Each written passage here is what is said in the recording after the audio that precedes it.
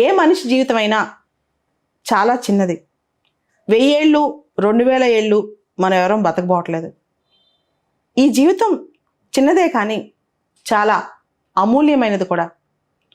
జనరల్గా కొన్ని రోజులు అయిపోయాక కొన్ని సంవత్సరాలు అయిపోయిన తర్వాత తిరిగి మళ్ళా పాత అంటే మనం లీడ్ చేసిన లైఫ్ కానీ ఆ టైం కానీ తెచ్చుకోవటం అనేది అసాధ్యం.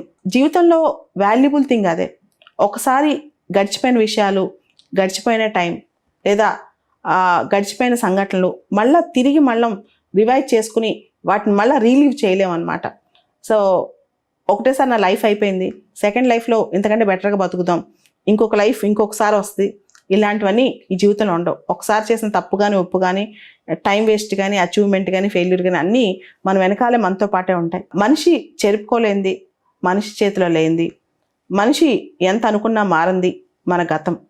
అది గతంలో మనం ఏం చేసామనేది, ఈరోజు ఈ క్షణం వరకు పాత లైఫ్ మొత్తం మనం ఏం చేసామనేది బ్యాక్ డేట్ వెళ్ళి మనం దాన్ని మార్చి వచ్చే శక్తి మాత్రం మన చేతిలో ఉండదు.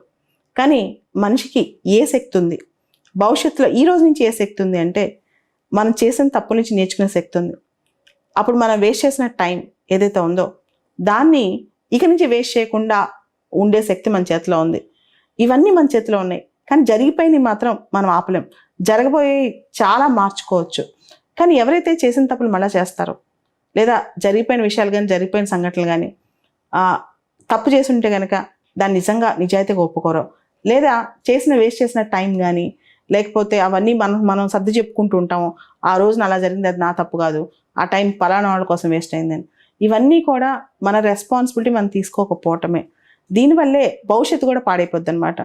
జీవితంలో మొత్తం అయిపోయిన తర్వాత వచ్చే క్వశ్చన్ ఏంటంటే మనం చేసిన తప్పులు కానీ మనం చేసిన ఒప్పులు కానీ లేదా మనం ఇతరులకు చేసిన మేలు కానీ ఇవన్నీ కూడా మనతో పాటే గుర్తుండిపోతాయి. దాంతోపాటు మన టైం మనం ఎలా వాడుకున్నాం, ఈ జీవితాంతం దాన్ని ఏ విధంగా మనం యూజ్ చేసుకున్నాం, ఇవన్నీ కూడా మనతోనే ఉంటుంది. అయితే చిన్నప్పుడు మనం చూస్తుంటాం, పెన్సిల్తో రాసి దాన్ని రబ్బర్ తీసుకొని రబ్ చేసి మళ్ళీ రీరైట్ చేయడానికి ట్రై చేస్తాం. జీవితంలో జరిగిపోయిన వాటిని అలా రబ్ చేసే అవకాశం ఉంటుందా? అవకాశం ఉంటే చాలామంది దాన్ని రబ్ చేసేసి చరిత్రనే మార్చేస్తారు. కానీ చరిత్ర అనేది జరిగిపోయింది కాబట్టి దాన్ని మార్చడం అనేది ఎవరి తరం కూడా కాదు. ఇంటర్ప్రిటేషన్స్ మారచ్చు కానీ చరిత్ర మారదు. కానీ ఇక నుంచి మన చరిత్ర మన చేతిలోనే ఉంటుంది. ఈ క్షణం నుంచి ఆ కాన్షియస్నెస్తో బతికితే, అంటే మన చరిత్ర మన టైం గురించి మనమే రాసుకోగలమనే కాన్షియస్నెస్తో బతికితే మాత్రం మన జీవితం అంతా ఒక స్వర్ణయుగం అయిపోద్ది. లేకపోతే అంతా నష్టపోతాం.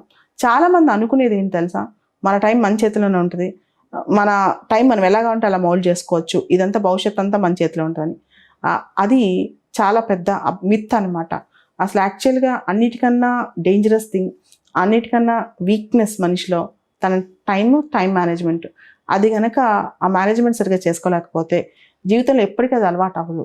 కాబట్టి జరిగిపోయిన రోజులు, జరిగిపోయిన సంఘటనలు ఇవన్నీ పక్కన పెడితే ఈ రోజు నుంచి మనం ఎలా టైం మేనేజ్ చేస్తున్నాం, అలానే ఒక తప్పు ఒకసారి మనం నేర్చుకున్నాం అనుకోండి, అది మళ్ళీ రిపీట్ చేయకుండా. మనకు చాలా సంఘటనలు రిపీట్ అవుతుంటాయి కానీ తెలియక రెండోసారి మూడోసారి తెలిసినా కానీ ఓవర్లుక్తో అయ్యే తప్పులు చేస్తుంటాం. అలాంటి మిస్టేక్స్ ఎక్కువ రిపీట్ చేస్తుంటాం. ఇవన్నీ కాకుండా ఇక్కడి నుంచి బెటర్గా ఆచితూచి వ్యవహరిస్తే ఖచ్చితంగా ఈ రోజు నుంచి అయినా మన లైఫ్ ఇంకొంత బెటర్గా మనం అనుకున్న విధంగా ఉండే అవకాశం ఉంటుంది.